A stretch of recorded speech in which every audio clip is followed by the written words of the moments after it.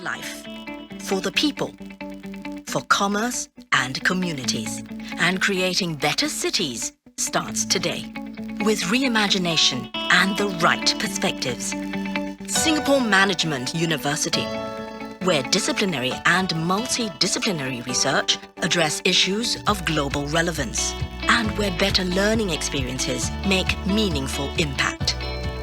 For digital transformation, for sustainable city living, for helping Asia thrive. Because we believe that what you learn today helps you create the tomorrow you want.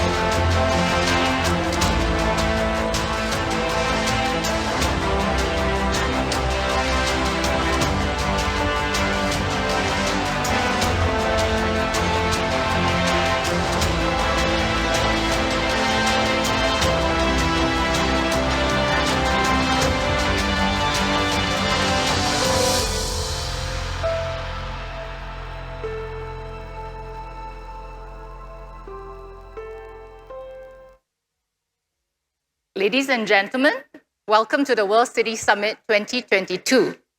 We're at this track, what does the future hold for cities?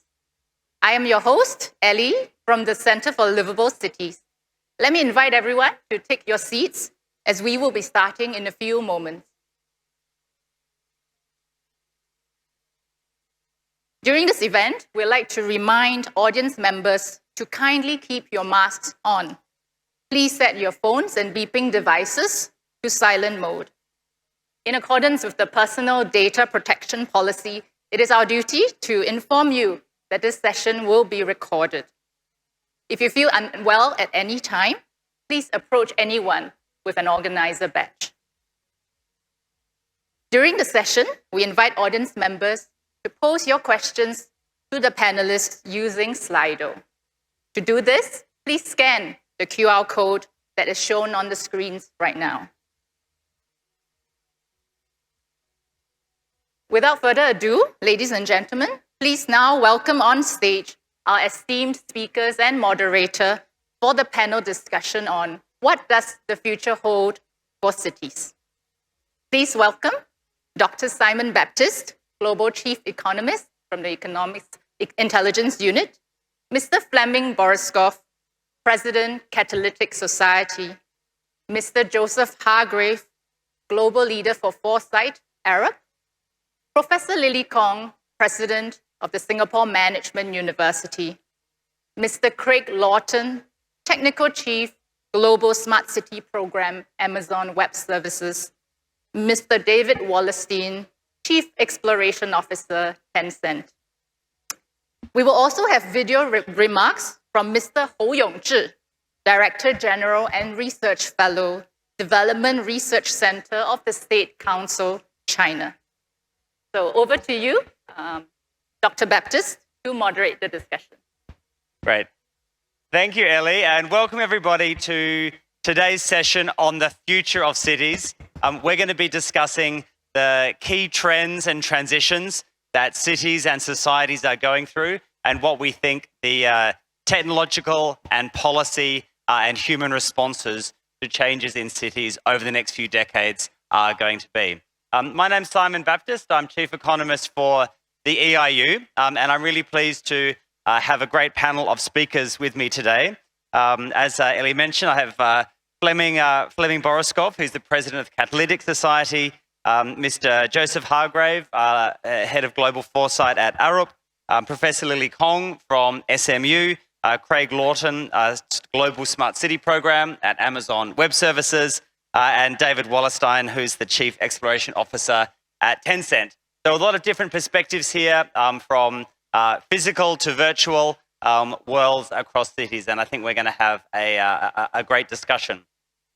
Let's think about where cities are at this post-pandemic transition moment. The world is looking into some permanently changed circumstances over the last few years.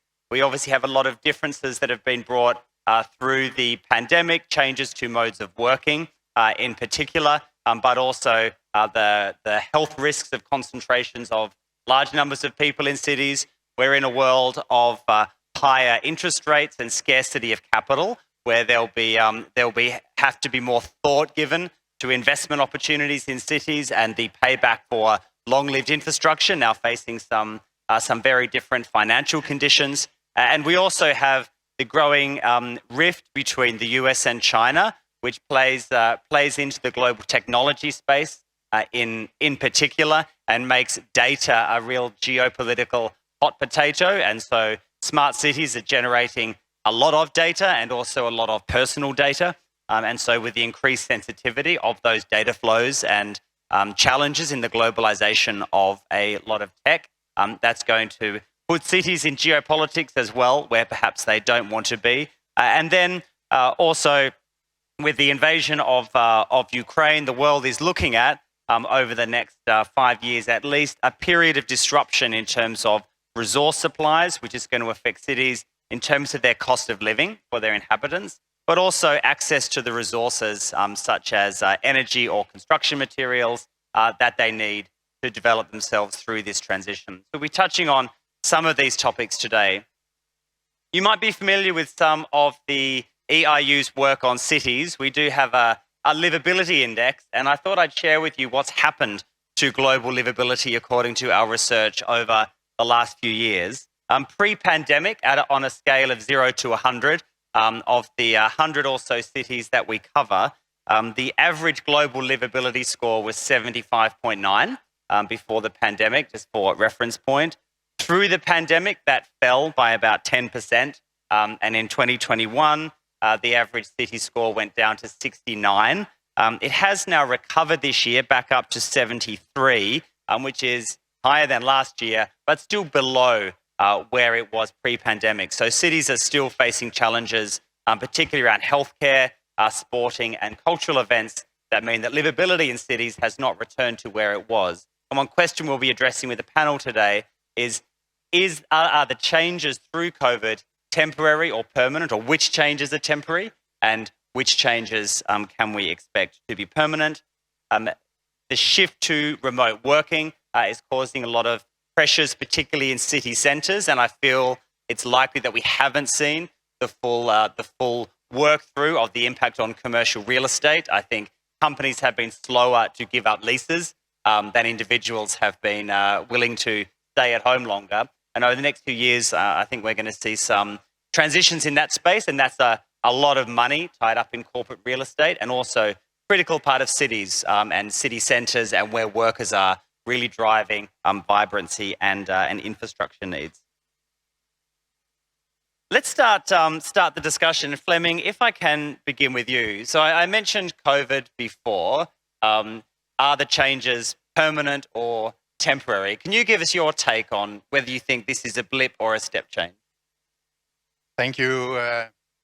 Let me start with telling something otherwise than whether the COVID consequences are permanent or temporary. First of all, looking to the future of cities, looking ahead to 30, 40, 50, I would argue that cities are facing huge forces that challenges the development of cities. First of all, we have the demographics, and it's a huge force, because today, I just read yesterday that this year the population on the globe will be like 8 billion. In 30 years ahead, in 2050, it would be 10. So it's 2 billion more people. On top of that, you will have a growing part of the population living in cities. Today, it's a little bit above 50%. 2050, it will be on average a little below 70%. So cities will grow from now and the next 30 years with more than 100 million people every year. I think that's a huge challenge. The second thing I would touch upon, talking about the megatrends, I could talk about it for hours, is that the consequence of that, we have a growing GDP, we have a growing wealth, even though we are in a uncertainty right now whether we are having a financial crisis in the future. I would argue that, for instance, talking about traffic, transportation, I just Googled this morning the car ownership rate, and on average we have 175 cars per 1,000 people around the world, 1.4 billion cars in the world. And if we are saying that in 2050, 70% of the world's population, like 7 billion people, will live in cities, or talking about 10 billion, and the car ownership rate, like in the US, between 800 and 900 cars per 1,000. You can figure yourself, between 8 and 9 billion cars compared to 1.4 today. That's not possible. We have to come up with other solutions. I could say, to pinpoint Singapore, it's only 150 cars per 1,000. And it's not because it's a poor country. On the opposite, they have managed to do something about it. Unfortunately, Denmark is falling behind. It's 500 cars per 1,000 inhabitants of Denmark. So we face a huge challenge, talking about cars as one example, and I could continue with other infrastructure things. We're also facing a huge complexity in designing and building cities, and I'm a kind of positive, and I'm an optimist.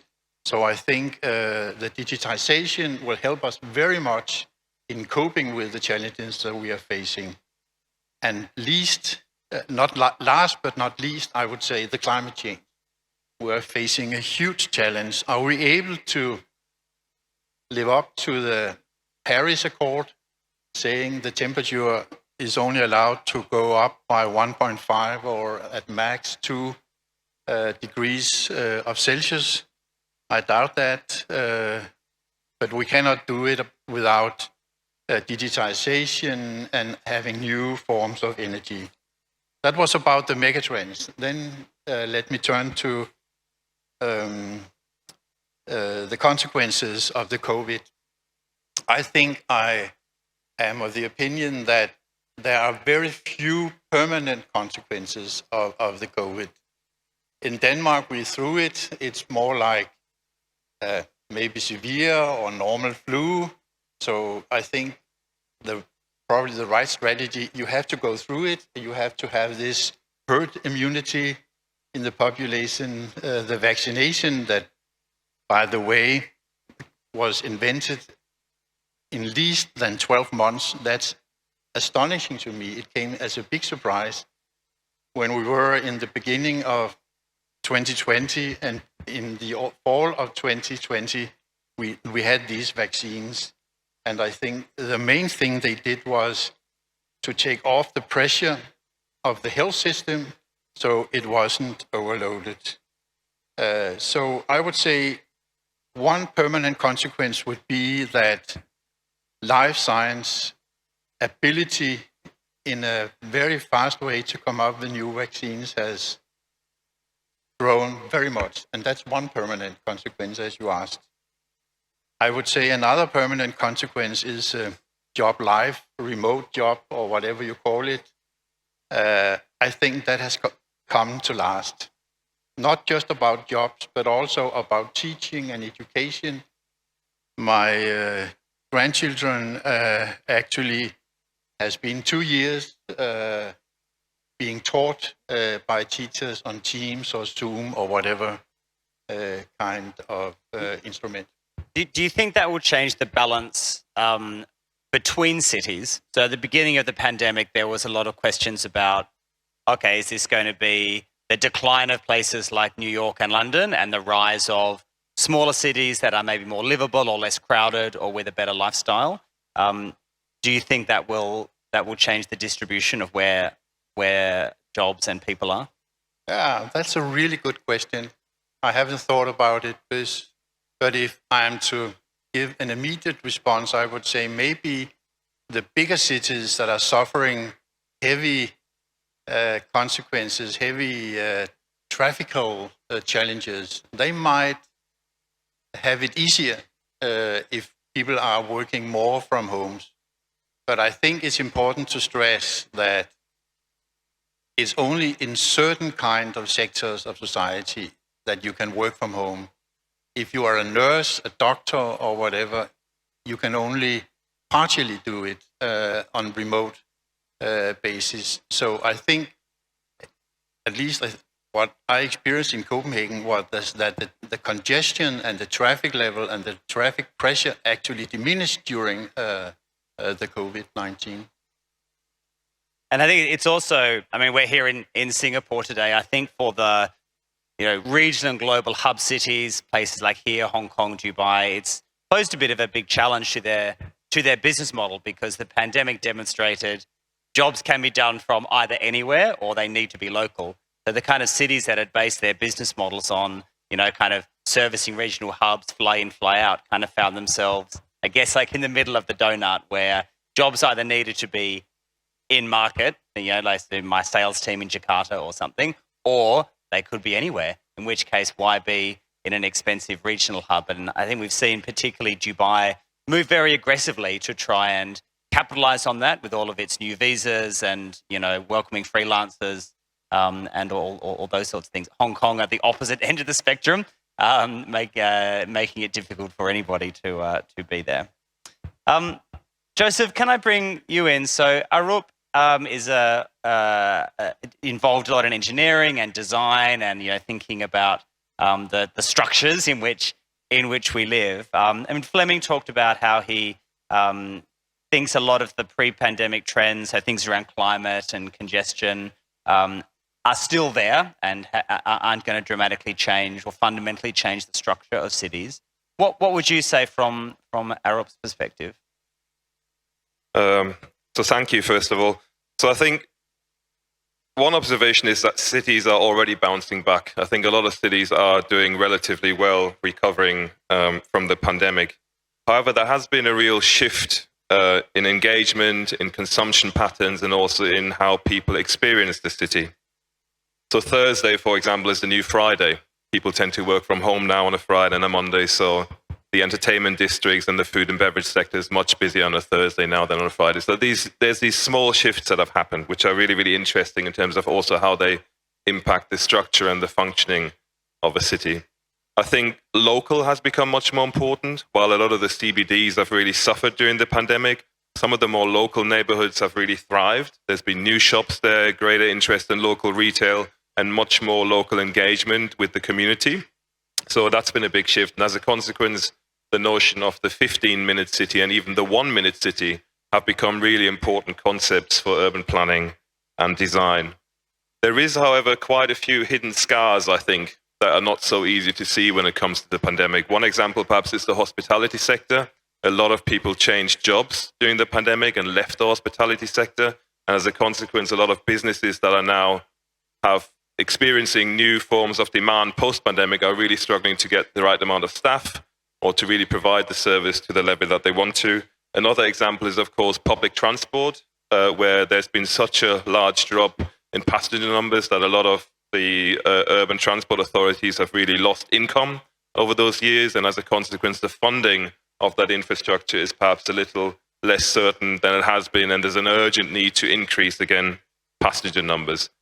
I think there's also some bad news around the pandemic, which I think is important to note, which is that we're not yet post-pandemic. We're still in the middle of the pandemic, and the evolution of COVID-19 remains highly uncertain. There could be, again, changes in variants that make the situation worse and that force us to return to lockdowns and return to other forms of economic activity. We've just completed the work with the World Health Organization. They have a group called the Strategic Advisory Group for Infectious Hazards. And we worked with them to develop a series of scenarios for the future of COVID-19 and other pandemic risks.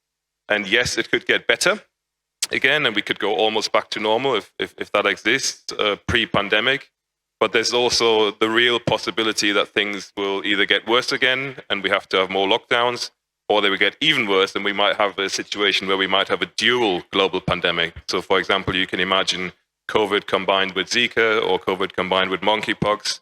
And the challenge of that for cities could really be the difference in public health response that one pandemic might warrant versus another. If you, for example, have Zika, the recommendation might be to keep your windows shut to avoid any insects coming in. On the contrary, with COVID, you're supposed to have your windows open to increase airflow. So there's some really, really interesting challenges emerging there. We're not quite out of the woods, and the future of the pandemic is highly uncertain, which is why, from a city perspective, I think it's really, really important to continue to have that excess capacity around healthcare, around testing, around pandemic preparedness, so that we can be better prepared for pandemics in the future. And alongside pandemic, I think climate change is probably a big mega trend for cities to think about. I mean, generally cities are, they're less green and they're more polluting. Is it possible for cities to be sustainable, or are we going to have to radically rethink how we live in order to avoid dangerous climate change? Yeah, I mean, climate change is highly related to a lot of other kind of big themes shaping our future, from housing to equity to biodiversity to energy system transformation. And I think the challenge that we have collectively in this room is that it's all about the transformation of complex systems at scale. And that kind of innovation is not something that we're necessarily used to. We're used to kind of incremental innovation or innovation within specific categories. But I think you're right, Simon, in saying that decarbonization remains the kind of the most urgent thing for us to focus on.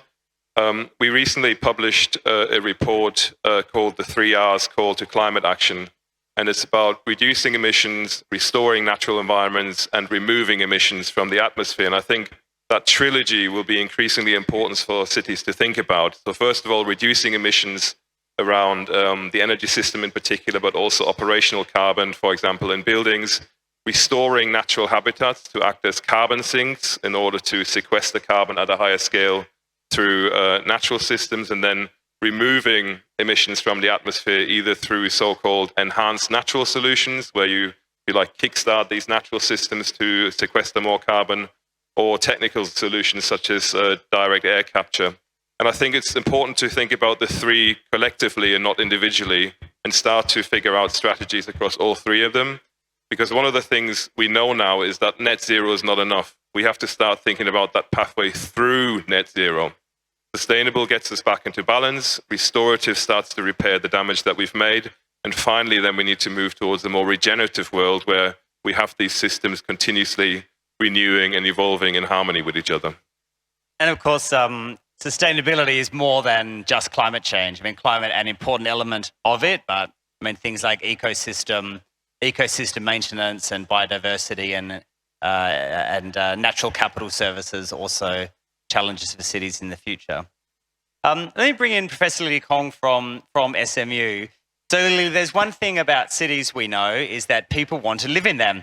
So urbanization, a big trend everywhere as countries develop. Of course, more and more people move to cities. It's a huge driver of growth. I mean, especially in Southeast Asia, just the movement from people in subsistence, kind of, rural jobs into basic jobs in cities in places like Indonesia or Vietnam is driving their 6, 7, 8 percentage points of economic growth every year. So people want to live in cities when they have the chance. And so that means that cities and their ability to provide lifestyle and a human context is really critical to success. I know you've done some thinking in that area, and it's a focus for SMU as well. Can you tell us about your concept of how to make cities more human friendly? Thank you for that question. I'd like to, first of all, go back to an earlier question about whether the pandemic has changed the way in which cities operate. Will they even survive? Is there a future for cities? From a macro perspective, I really do think that people will continue to want to live in cities, as you've outlined in the context of Southeast Asia, but also other developing countries. The city is a representative of hope, of jobs, of new opportunities in the way that rural areas do not. And that constant shift from rural to urban, I think, will continue.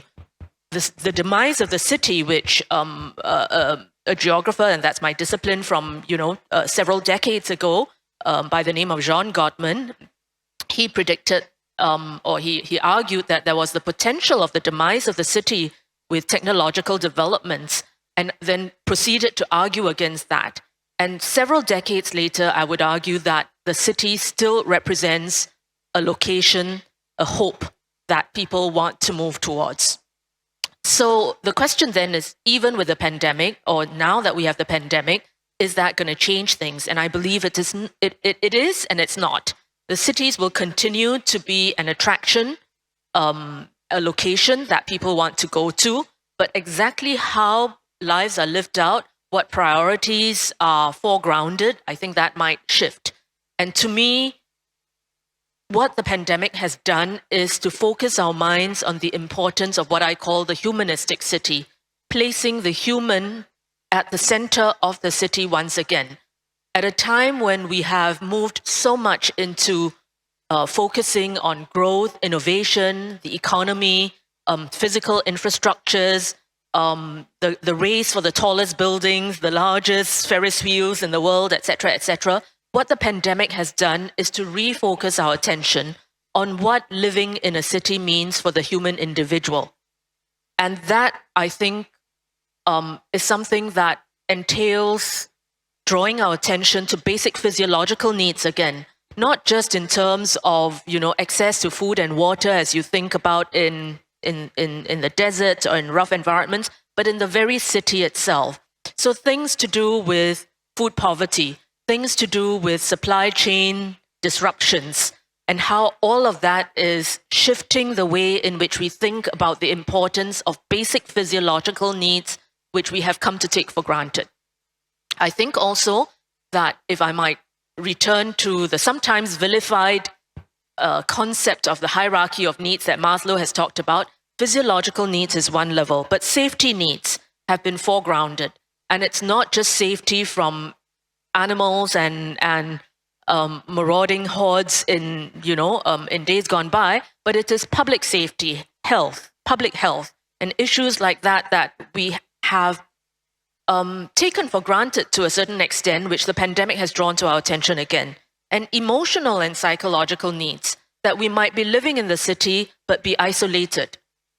How do we refocus our attention on building a humanistic city that addresses these fundamental physiological, safety, emotional, psychological needs? And I think that's where listening urban leaders are so important. Urban leaders who are sensitive to the humanistic city, recognizing the needs of the human individual, again, in its very fundamental form, and addressing that. And so, urban leaders, urban managers have been sort of attracted by new technologies, AI, data analytics, all of that helps with the planning. And I think all that is absolutely critically important and can improve the ways in which we plan cities. But at the same time, listening is not just through data.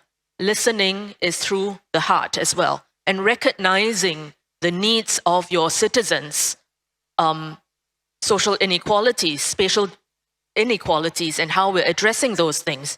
And so as an educational institution, we are particularly interested in how we are nurturing the next generation of listening leaders. And that comes with interdisciplinary learning, and that comes with a faith in the strength and robustness of science, including human and social sciences. And that's where the research that institutions like ours do become critical. And I'd love to share more, but as a beginning ambit, I'd like to just put on the table that we need to return to a humanistic city. We need to prepare urban leaders or leaders more generally who are conscious of the humanistic city and the role of educational institutions in that. Thank you. So Lily, before I move on to Craig, I want to pick up on the nexus between digital and humanistic, because cities are collecting more and more data, and in some ways that data can be used to make life nicer, better services, more efficient transport, all these sorts of things. But I guess through COVID-19, I mean, talking from my personal perspective, which I assume other people share as well, actually the data collection made cities very unhumanistic, right? So if we think about, in Singapore, it was not unique to Singapore, the kind of tracing of all of your location data, quite invasive in terms of privacy, having gates to check in and out of and staff blocking your entrance in and out of everything was a data collection that was helping that the administrators of the city thought was needed to manage through the pandemic. Yet it dehumanized the city. It sort of made humans feel excluded from the fabric. What do you think are the key challenges for city authorities to think about to make sure that data doesn't dehumanize? So that's a really good question. And I'm just going to cite two examples from the Southeast Asian region about how data can dehumanize. First, I cite the example from Myanmarese context where, in this move towards having smart cities, you want to introduce smart technologies and you want to have smart traffic lights and you want to have smart bus timetables. Well, what that does is that it can create a very efficient system, but if the potholes in the road are not fixed, then the best smart traffic lights in the world are not going to get you from point to point.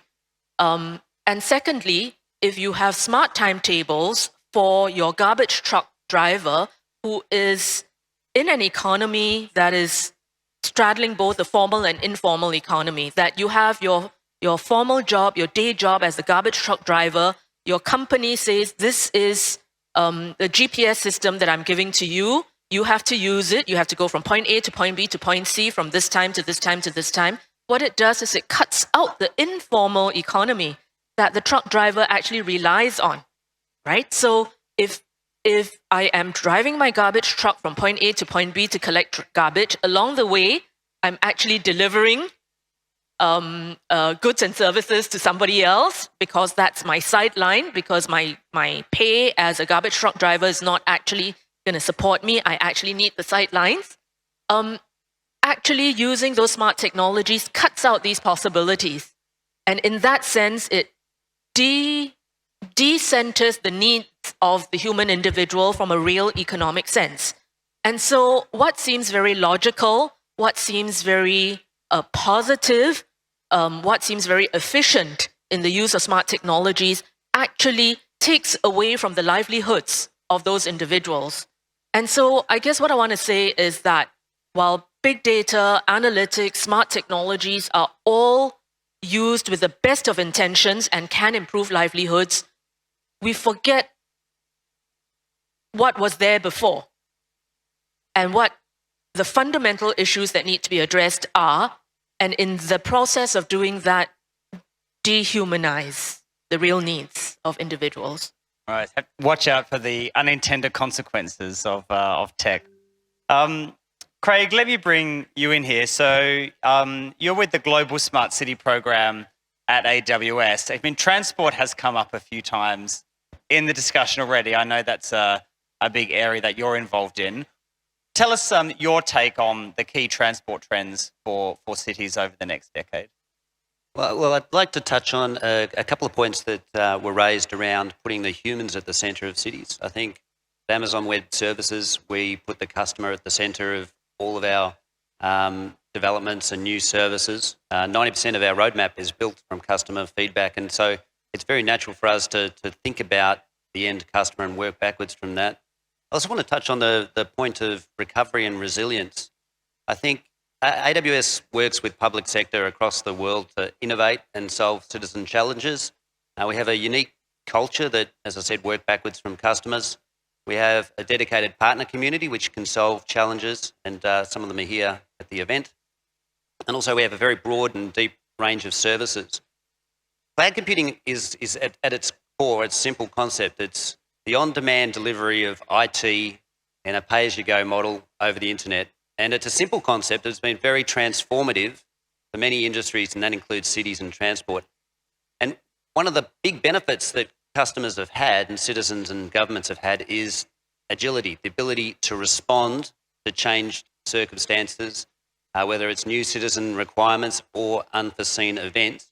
And that then drives the resilience of cities. So a good example is from my home state of Victoria in Australia. As mentioned, a lot of people are avoiding around the world public transport because of concerns of safety, and they're driving, and the roads and congestion have got a lot worse. In Victoria, the department is piloting using machine learning on all their CCTV camera feeds to get better situational awareness of the roads.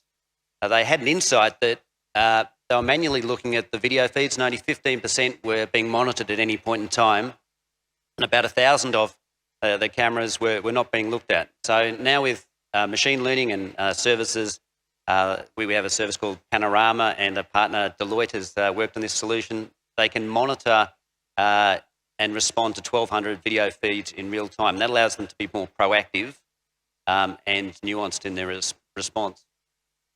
And then the other thing that pick up with cloud computing is that it drives innovation. So the great thing about technology is, and there's an uncertain world, there's an uncertain future. I guess it's always uncertain, but sometimes innovation can come up with technology responses and solutions which can really make a difference to the lives of citizens. In 2011, I think our business launched 80 new features, and in 2021 we launched over 3,000 new features and services. Now, we have 200 services in machine learning and Internet of Things and analytics, and innovative companies get to use that innovation and build on top of it to deliver on services to challenges and serve citizens. I think around the world we have over 100,000 partner organisations that are building on AWS, and over 70% of them are outside of the US.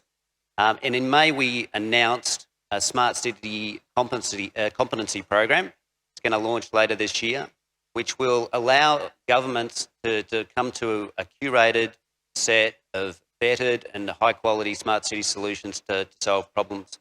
Locally, there's a company called Space Age Labs, which I was fortunate to meet with, and they've developed a unique solution for landscape and water management of the parks in Singapore. And it's reduced a lot of manual labour and also the maintenance costs of this. And from an economic development point of view, the program has allowed them to generate more leads, which is a great economic development story, and also to take their technology around the globe using our global network. So it's a good story in that space. At Amazon, we have a leadership principle, which is success and scale brings broad responsibility, and we're going to continue to invest in regions and countries around the world. We've invested in a new collaboration with Fireware and a sponsorship around smart cities and their data models and data standards. And I just want to touch on, some of our philosophy, our pricing philosophy at Amazon is to constantly look at our costs and reduce our costs and then pass on those savings to customers. In these inflationary periods, customers definitely appreciate the 115 price reductions we've put into our service since 2006, because that enables them to spend money on other things in their budgets.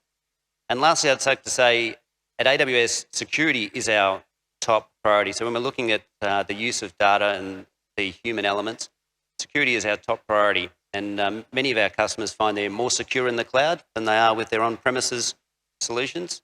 That's why many major banks and military organisations trust AWS with their workloads. And if you're a small, innovative company, you can take advantage of those security capabilities when you're building these solutions and taking them to your customers. And they ask you questions about privacy and those types of things. So over the next few years, I think cities are going to transform a lot, and we don't necessarily know how, but I'm looking forward to partnering with cities and innovative companies in improving the lives of citizens. Thanks to those in the audience that are sending in your questions through Slido. They're coming up in front of me here, and I'll be coming to those soon. So if you've got anything that you want to agree or disagree or add to the debate from what's happening on stage, please do use Slido. We're going to come to it soon.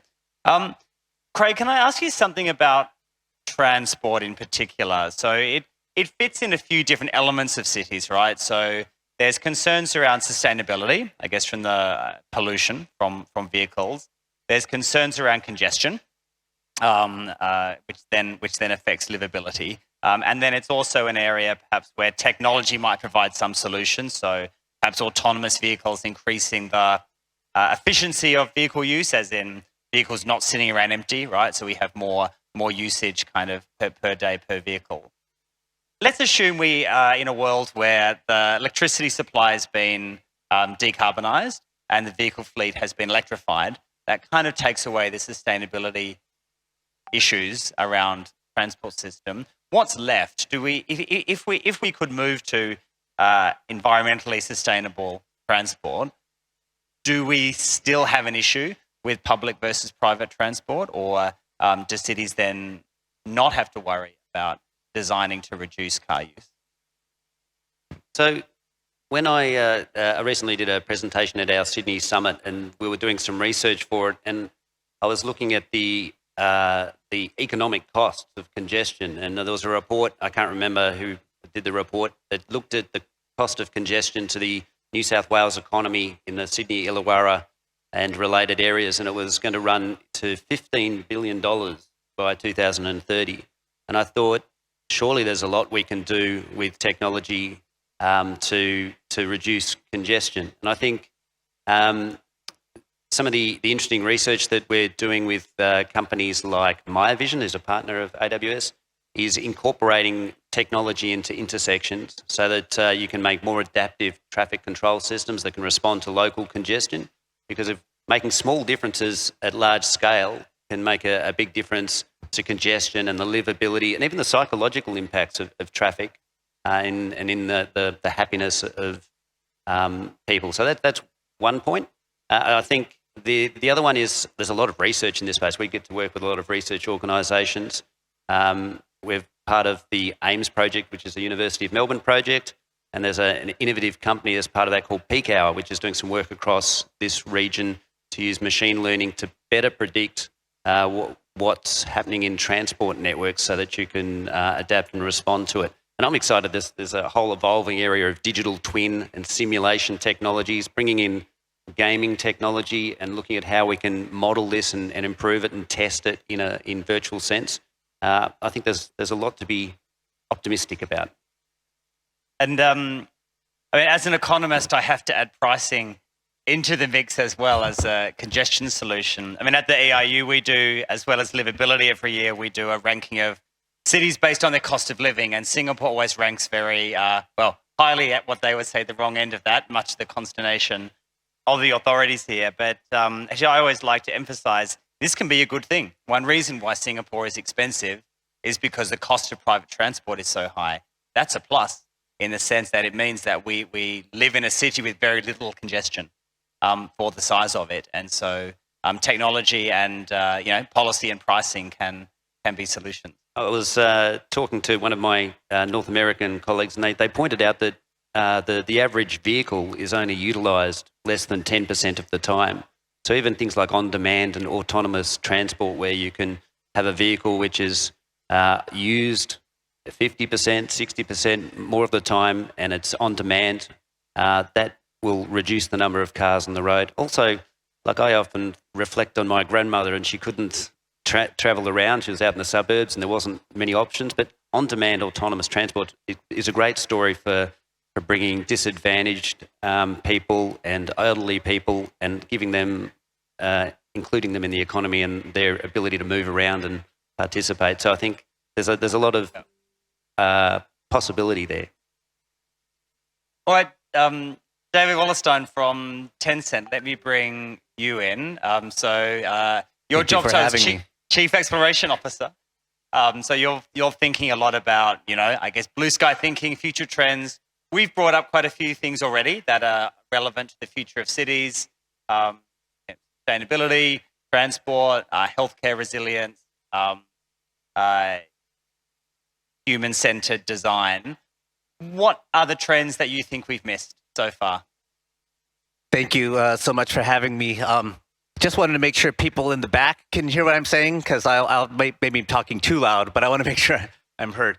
Yeah, I'd like to add a few things if I could. What I do at Tencent, I've been with Tencent for about 22 years. We're a very large technology company based in China, and responsible for things like WeChat. I hope maybe many of you have heard of the company.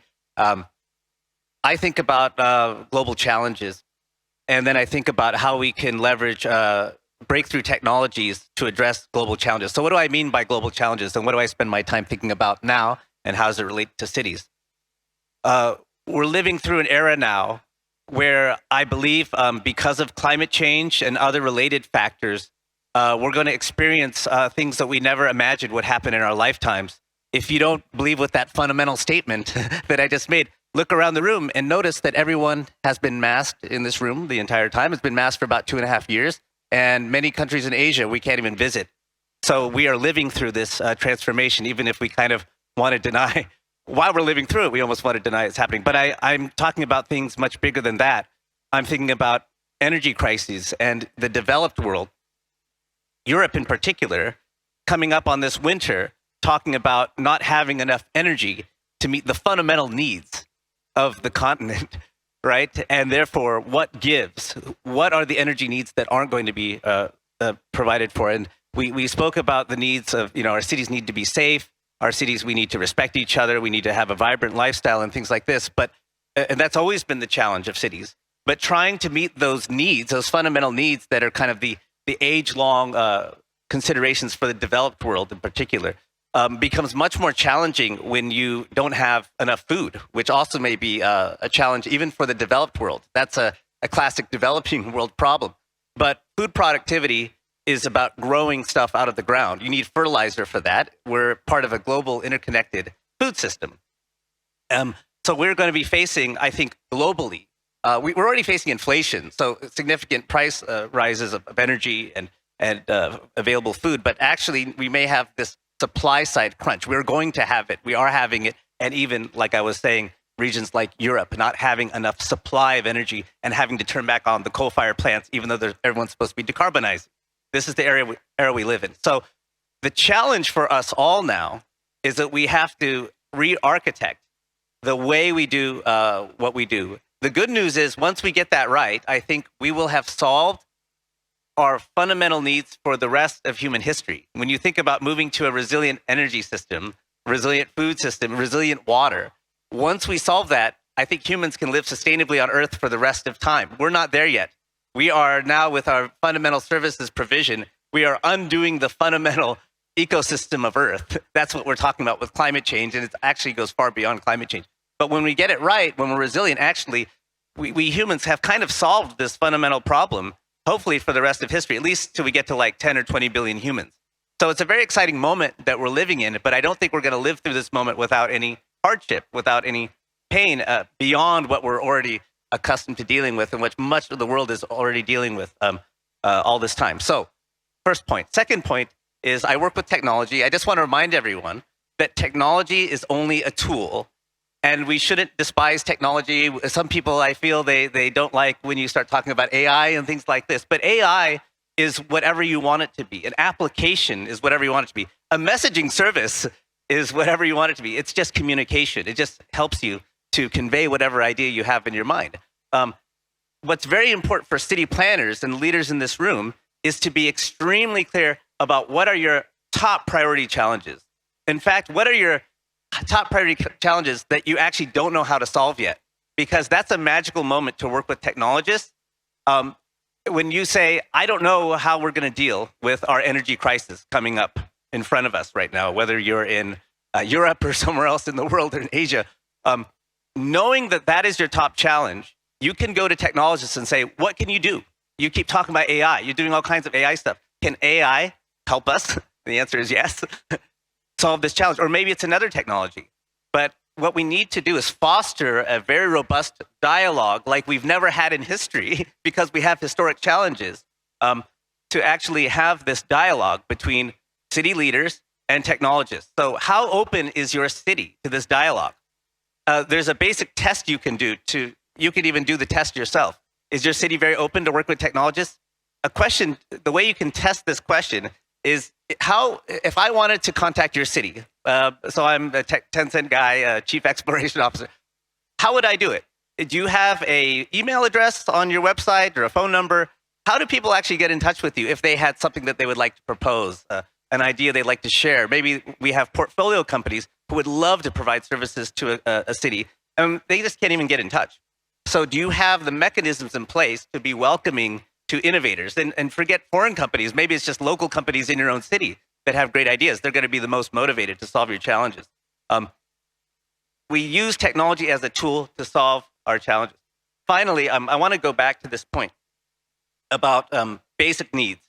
And I think it's very important that we really focus on basic needs that traditionally have not been considered in the developed world. And that's food, energy, and water. And I call this term FEW. It's very easy to remember.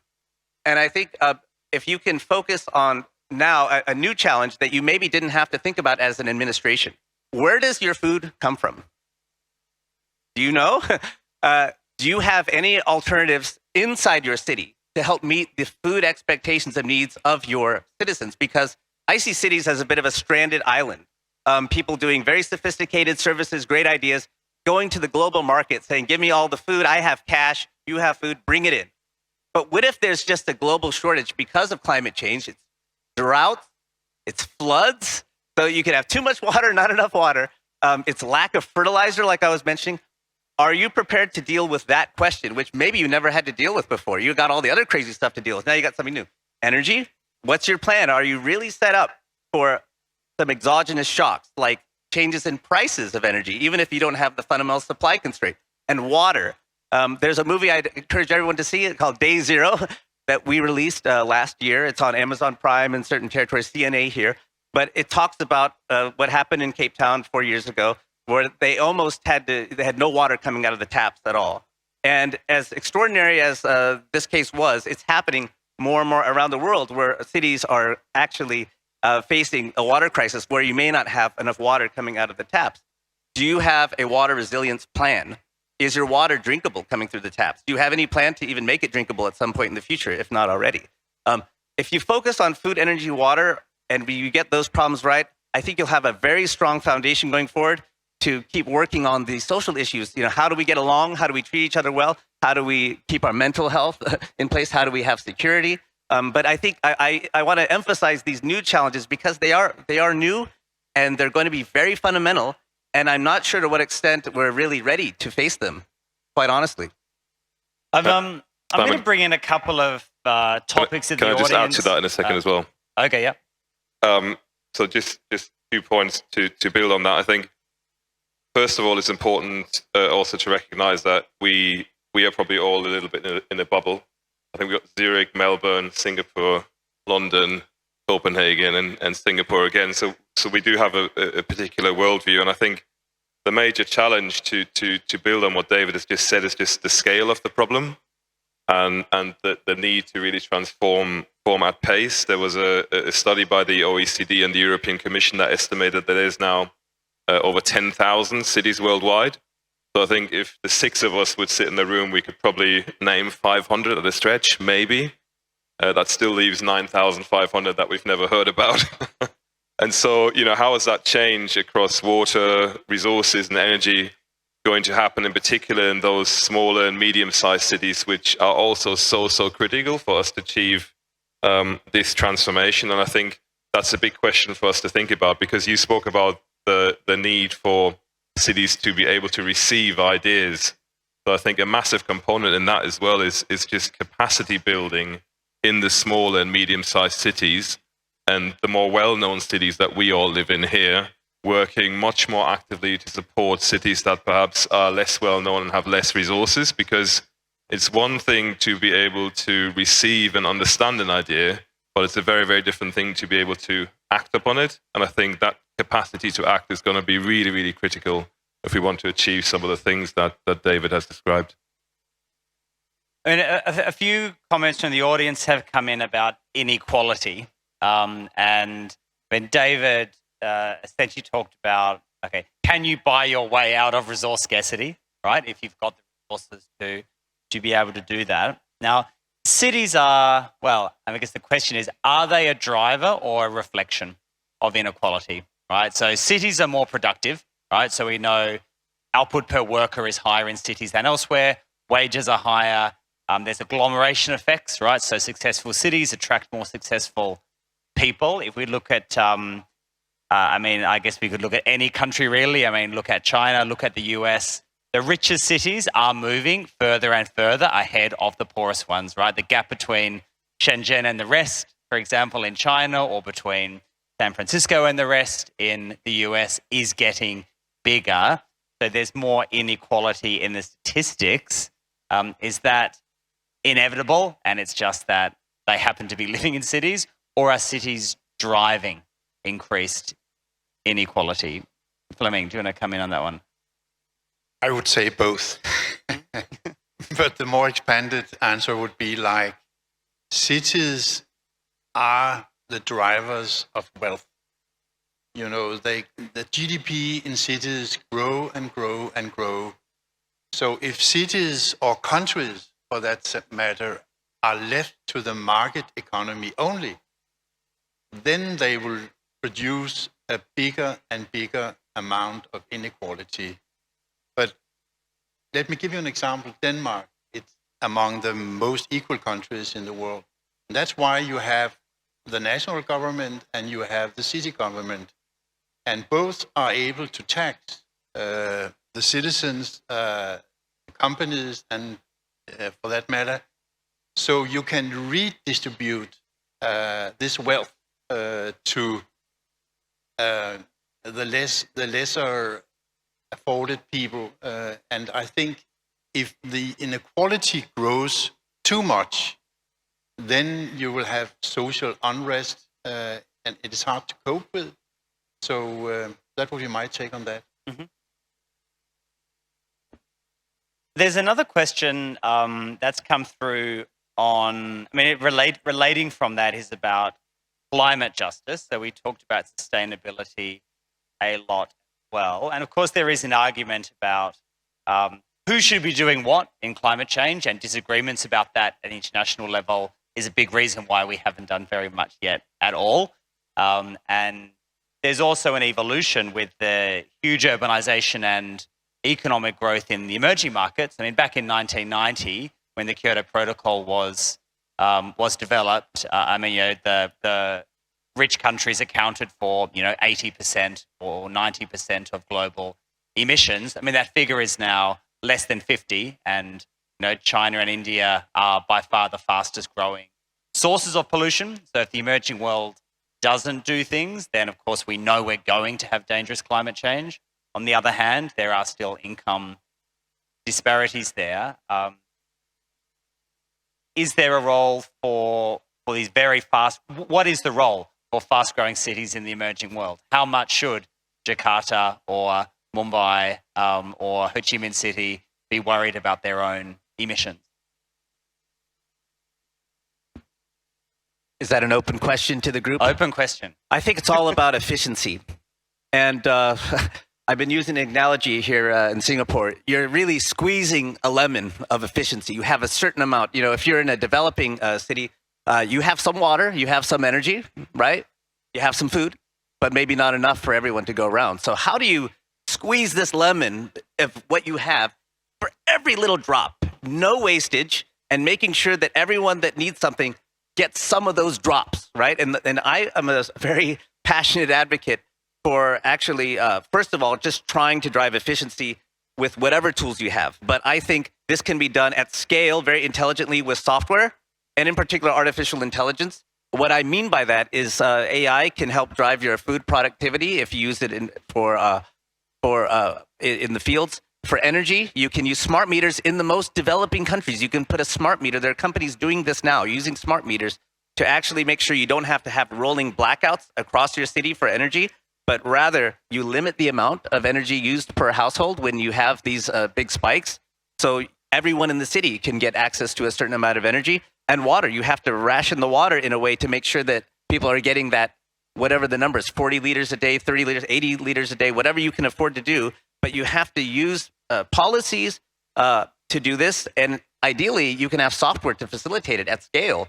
But I think you have to decide, what can we afford to do to make sure everyone in our city, despite the fact we have limited resources, to get access to that resource and be very, very passionate about efficiency and technologies. Even software is very cheap. So even for the developing world, it sounds very high end and only the developed world can afford it. That's not true at all. Software, as we know, it's proliferating around the world through a smartphone, through a not very expensive computer. You can drive so much with software, and it's probably the cheapest way to do anything. A lot more cheaper than hardware and building, buying a bunch of stuff to help you realize the goals. So efficiency and software have this magical combination. I would strongly recommend that all cities, go to your local technologist and see what more you can do to drive efficiency using software-driven strategies.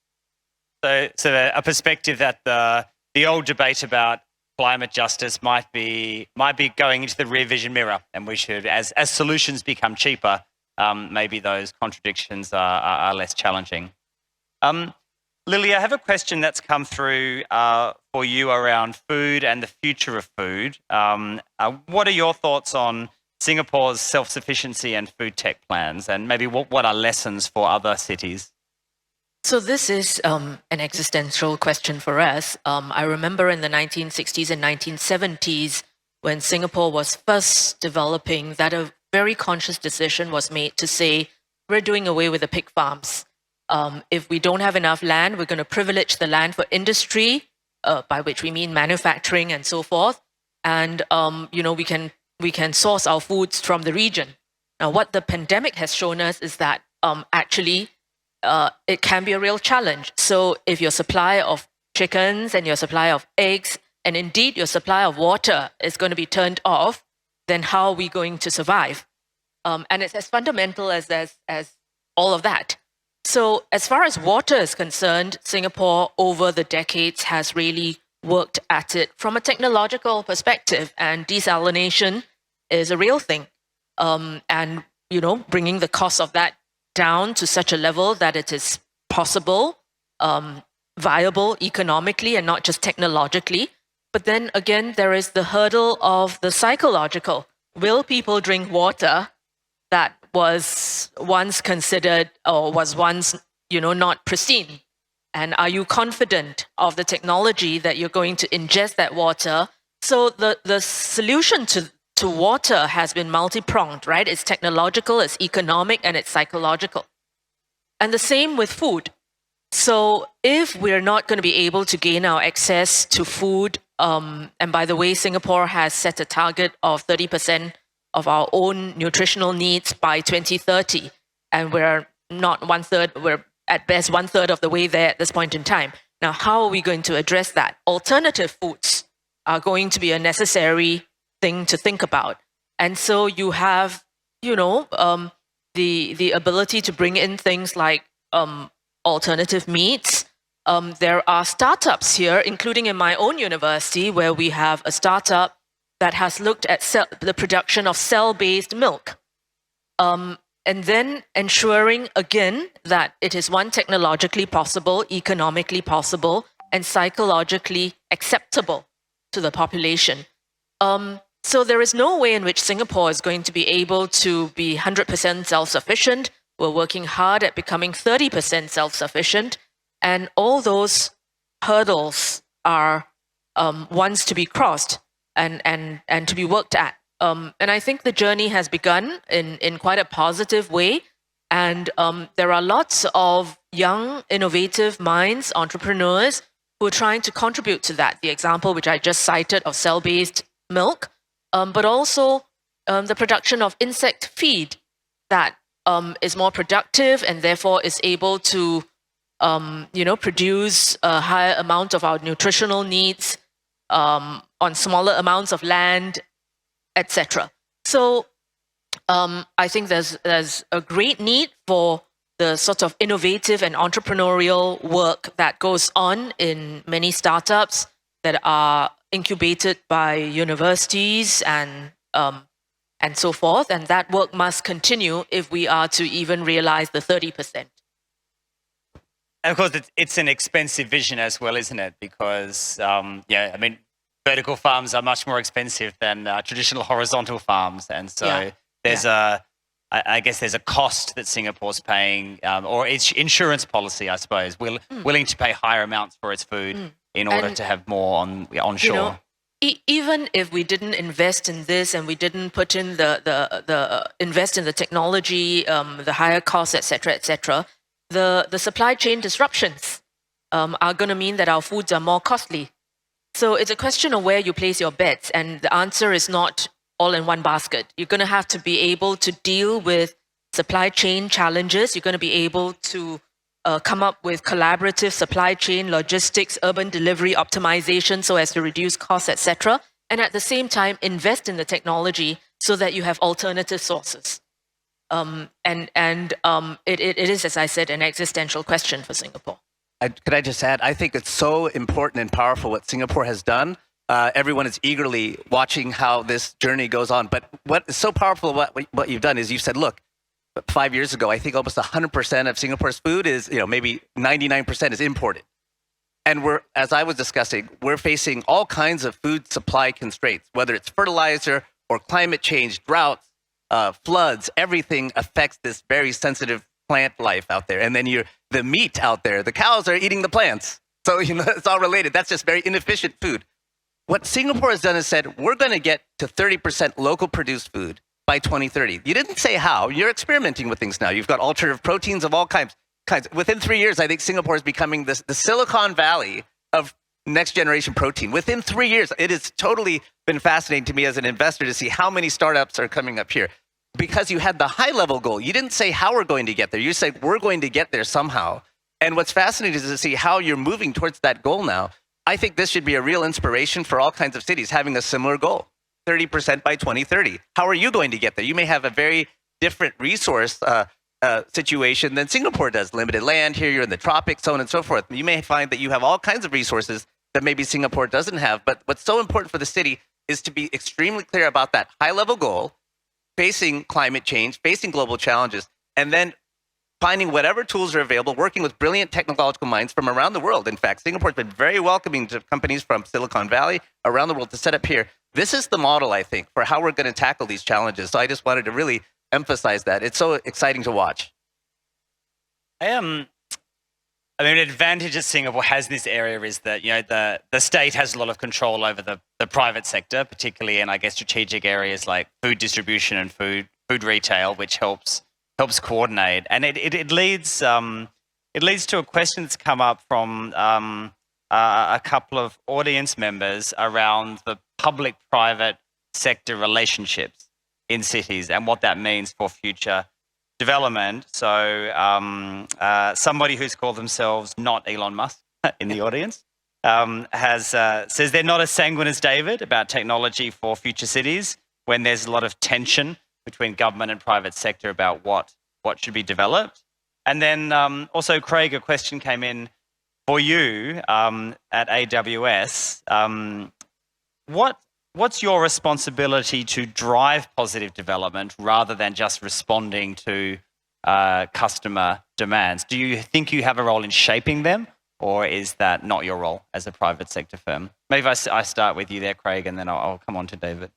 So I think when we talk about startups and innovation, it's about enabling the next generation of startups and not necessarily having the answers, but creating the environment for entrepreneurs to develop solutions. That's why we have programs like AWS Activate, which supports startups through their initial growth phase.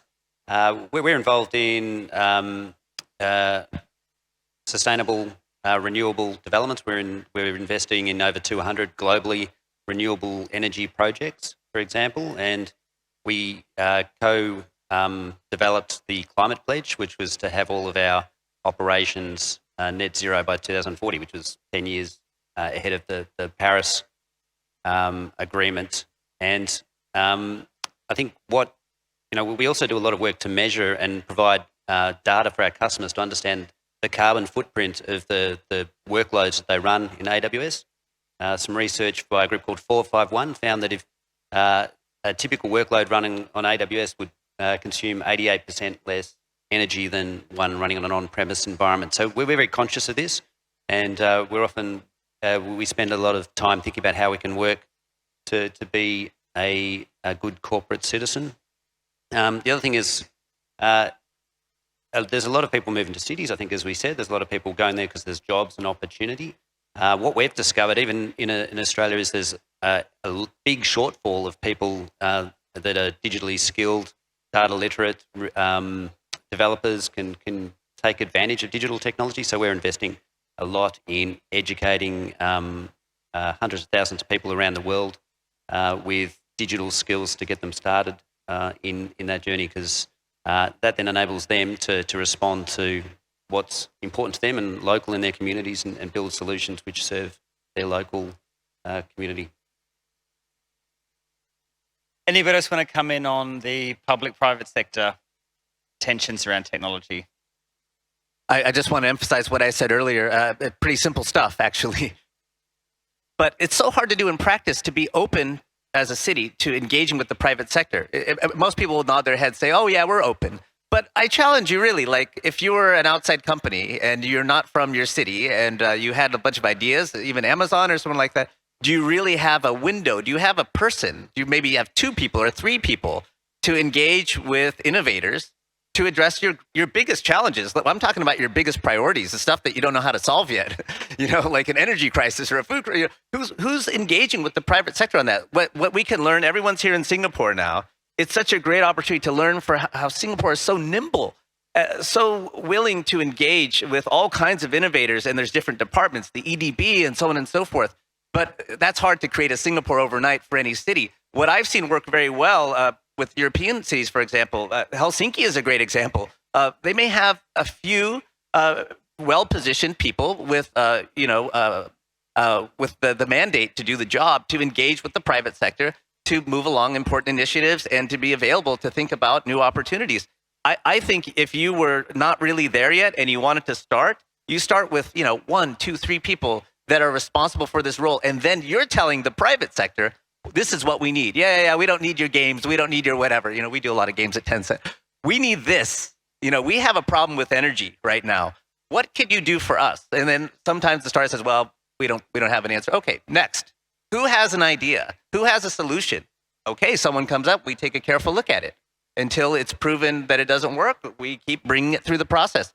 $100,000, $1 million to do a trial. You move things from an idea to a trial in a little part of town or in a closed loop. And when you prove that this thing can work, guess what? You may have a solution for your challenge provided by the private sector. Private sector is in a very good position to provide these technologies. That's what we do. Yeah, and I might add to that, Transport for London have done a lot of work to open a lot of the data sets that they have around transport in London, and that's enabled an ecosystem in London where people can build solutions that make use of that data. So that's where the public sector and the government is enabling people to take use of that and empowering them to build solutions that make a difference to them. There's one other thing I was going to say. It skipped my mind for now. It'll come back. I think it's really, really important. Oh, sorry, Lily, you go first. No, after you, please. Thank you. I just wanted to say, cite 2 examples, and then to talk about public-private and the social sector collaboration. Just an example, Singapore's GovTech, which is the technology arm of the government that tries to digitalize the government services. What they've done is to actually try to, in a sense, recreate a private sector environment, ethos, way of working, culture within a government agency itself. And so part of the way in which to do that is to actually hire aggressively from the private sector into GovTech. That's just one example of how public and private is finding a new model of working. The second is something called the Alliance for Action, where I remember in the midst of the pandemic, the government was setting up areas where they would place the next bet on. So in an area that's close to my heart, educational technology. Is that an area for major growth given the pandemic? And setting up the platforms and bringing in the private sector for the ideas, for competition, and then to be able to fund some of that so that they have a chance to accelerate. The third point that I'd like to make is that the public-private sector collaboration also extends to the social sector. So the public-private university sector collaborations, for example, are very, very powerful. So the public sector, in the form of the National Research Foundation, putting out grants that allow for universities to set up corporate labs. And so a corporation comes in with funding, the National Research Foundation comes in with funding, the university comes in with the intellectual capital and sets up corporate labs, which then do the research for the next bound. So an example of that, which we've had in the Singapore Management University, was with Fujitsu, for example, or with Tata Consultancy, with funding from the public sector to do research that addresses very specific urban challenges that the corporation can use. The outcomes of the results of the research can be used in the corporations for actual urban solutions. Yeah, thank you.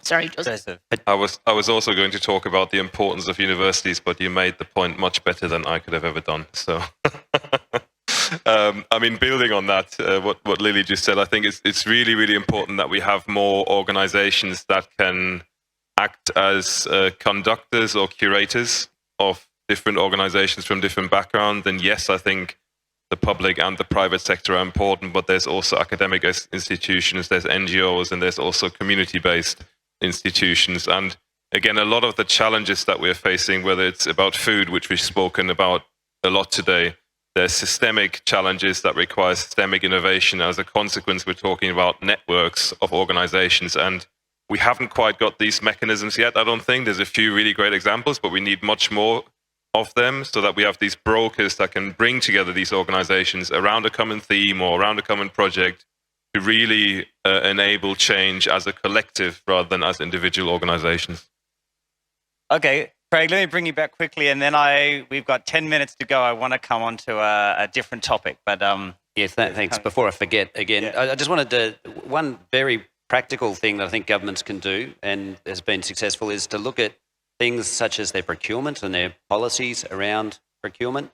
Often there are very innovative solutions that get locked out because with their processes and procedures in place that have been there for decades, that are deploy legacy type infrastructure solutions, and they kind of tilt the scales towards the status quo when there are really some innovative solutions out there. So I think that's something that really practically people can do to support innovation, is to look at their procurement and their policy. I think New South Wales government does a really good job of that. We've got policies around new infrastructure and being connected and how it fits in with their smart places as well. So I think there's some areas where they can, you can really do a bit of deep thinking, and I'm happy to chat to you as well about what we're seeing that works in that space. somebody from Victoria praising the New South Wales government. I think we've seen something we never thought we'd see here today. The coffee's better in Melbourne. So This point about fast-track procurement, everyone, this is really important because I was saying, can you contact someone? But then after you contact someone, do you have nimble policies when something is meeting a critical need of your city? Can you accelerate the procurement process? Because you're dealing with an emergency, you have to do that. But often, in many cases, the administrative process gets mired down and you have to actually have a new process, an innovative process to accelerate things that are critical. So I think this is so important for cities. You have to have a fast-track procurement process that maybe is a separate track from your usual procurement, which you want to keep it slow, but for your emergency stuff, you got to move. So, a real example of, I think, how that was transformed by the pandemic. The Western Australian government spun up a contact centre, a call centre, in a couple of weeks to support the COVID hotline using one of our services, Amazon Connect. And I think the lessons learned through those kind of procurements in this particular time have really flowed through to broader digital transformation across government. Pandemic is a nice segue because there's some sort of switch away from tech, although it's sort of related, but address the kind of work from home, remote working kind of elephant in the room for cities. And there's been a few questions that have come in about that. So people can work from home now. Are cities still relevant? What's the next 10-year outlook for cities? Are places like London and New York still going to be the centres of things, or will second-tier cities, or in fact people being anywhere, develop? Are we going to see a permanent shift to suburbs from city centres? And these were big topics in early 2020. And as I said at the beginning, I don't feel like we're actually at the end game of that yet. I think we're still in a transition period. I mean, anyone on the panel like to share their thoughts on whether this changes fundamentally the balance of cities now that there's more remote working? Fleming, why don't you come in on first? I don't think it will change the way cities are working fundamentally. Of course, talking about certain kinds of jobs, it will, and it will have a positive effect on congestion and that kind of stuff. But there are other reasons why people are moving to the cities. In Denmark, it's 80% living in cities. In 30 years, it will be 90%. Here in Singapore, it's 100%, depending on the definition of an urban area. And the other things are like education possibilities. I would say if you have children in your family, nurturing facilities, talking about the cultural supply of services. So I think there are many, many things that are the attraction of cities, and that won't change fundamentally, talking about this remote working. I mean, I would hope that it would change, given the quantity of problems we've spoken about. I think, first of all, it would be really, really good to see more of the second-tier cities take the lead in innovation. I think that would be fantastic, and I think we have to see more innovation in the second, third, and fourth-tier cities across the world if we want to achieve the change that we want to achieve. And then I think around urban lifestyles, there's also still lots of issues around health and well-being and obesity and general equity. So I think there's lots and lots of things that have to change. And my hope is that it's not just the big cities leading the way, but crucially the ones that are perhaps a bit less well known. So so fundamentally, I think cities are going to stay, but the precise nature of the city may modify. The fact that we're all here together when we could have done this all on Zoom suggests that there is still the power of coming together.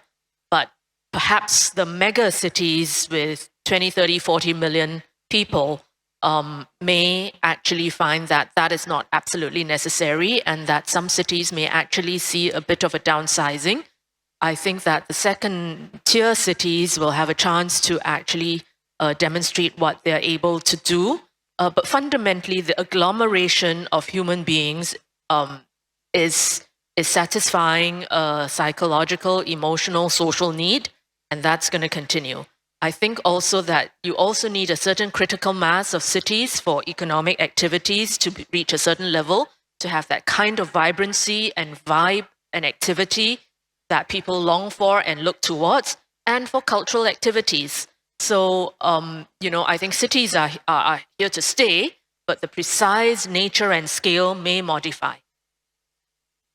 Craig, do you want to give us your closing thoughts? Look, I would say some of the second-tier cities I've spoken to are dealing with infrastructure constraints because a lot of people have moved there and their 20-year timelines have been compressed, and they have to look at things like wastewater in the next 5 years because of the people moving. And I think there was, and this is my opinion, was that many people went to work 5 days a week to the office because that was the thing. I think the pandemic has made it realise that there's a bunch of work that some people can do from anywhere. But we, as I said, we're very customer focused at Amazon. We're customer obsessed. We work backwards from customers. I think there's something that happens when you're in a room with people around a whiteboard or solving some challenge together that is unique. And it's been great to be here in Singapore, and actually the conversations I've had have been really enlivening. So. And David, your long-term look. We have a lot of challenges ahead of us, but I'm very confident at the same time the future can be better than the past. the modern city is based around the automobile. It came out about 100 years ago, replaced the horse. But in the future, I've been spending about 50% of my time on electric aviation, that's eVTOLs, and I truly believe that we can have a new model that marries the countryside around the city with the city, for many cities that have countryside.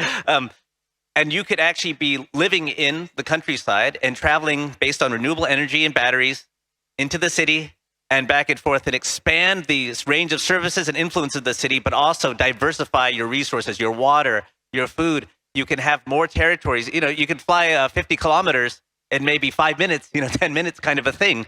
Almost no time at all. You could be moving vast distances very quickly with electric airplanes. And so this is just one example of how with technology, the city is structured because of technology, because of transportation technology. These cars that we have today, even the Teslas, same architecture, just new batteries. We can fundamentally do things better, and these are right around the corner. We need to be thinking about how technology can be leveraged to live fundamentally more interesting and exciting lives. So on that note, let's do it. And just to finish us off, we have some video remarks from Mr. Ho Yong-ji, who's a research fellow at the Development Research Center of the State Council in China. I'm sharing his views about some of the forces that will shape cities in the decades ahead. 大家好，很高兴以视频的方式参加第8届世界城市峰会。在这个具有全球影响力的峰会上，我愿就城市的未来是什么谈一些认识和想法，供各位参考和批评。城市是人类进入文明时代的重要标志。城市在几千年的发展中，既为人们过上美好生活创造了条件，同时也为发展中各类问题的产生提供了土壤。对于城市的发展，如何兴利除弊，如何最大化其正面效应，避免或最小化其负面效应，过去一直是，将来还会继续是人类面临的重大课题。回答未来的城市是什么，首先必须清楚地认识到，确定无疑的是，未来的城市不仅不会消亡，而且越来越成为人类生产和生活最主要的空间。目前全球城市化率 55% 左右，发达国家城市化率超过 80%。仅从这两个数据的差距，就可以看到未来的城市在人类社会发展中的角色和地位。其次，要科学地认识城市的未来之应然和实然的关系。应然和实然看似不同的独立的两个范畴，但实际上却高度相关。所谓实然，就是事物符合规律，在各种因素作用下发展的实际状态。